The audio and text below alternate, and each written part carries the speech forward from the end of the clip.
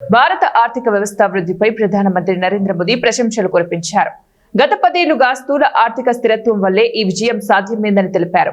భారతదేశం త్వరలోనే ప్రపంచంలోని 3వ అతిపెద్ద ఆర్థిక వ్యవస్థగా నిలవనుందని తెలిపారు. ఈ రోజు ప్రపంచంలోని అతివేగంగా ఎదుగుతున్న ప్రధాన ఆర్థిక వ్యవస్థగా భారత్ ఉంది. త్వరలోనే 3వ అతిపెద్ద ప్రపంచ ఆర్థిక వ్యవస్థగా ఎదగనుంది. ప్రపంచ వృద్ధిలో ఇండియా వృద్ధి 20% త్వరలోనే చేరనుందని నిపుణులు చెబుతున్నారు. ఆర్థిక వ్యవస్థ సాధిస్తున్న ఈ వృద్ధి వెనుక గత శతాబ్ద కాలంగా ఇండియా స్థూల ఆర్థిక స్థిరత్వంతో ఉండటమే కారణమని ప్రధాని ఢిల్లీలో శనివారం నాడు జరిగిన ఎకనామిక్ టైమ్ వరల్డ్ లీడర్స్ ఫోరంలో పేర్కొన్నారు. భారతదేశ ద్రవ్యలోటు 4.4% తగ్గుతోందని అంచనా వేస్తున్నామని, కోవిడ్ వంటి సంక్షోభాన్ని ఎదుర్కొని కూడా ఈ పరిణామం చూస్తున్నామని అన్నారు.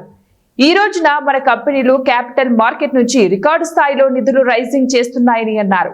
మన బ్యాంకులు గతంలో కంటే చాలా పటిష్టంగా ఉన్నాయని, ద్రవ్యోల్బణం చాలా తక్కువగా ఉందని, వడ్డీ రేట్లు తగ్గాయని మోదీ చెప్పారు.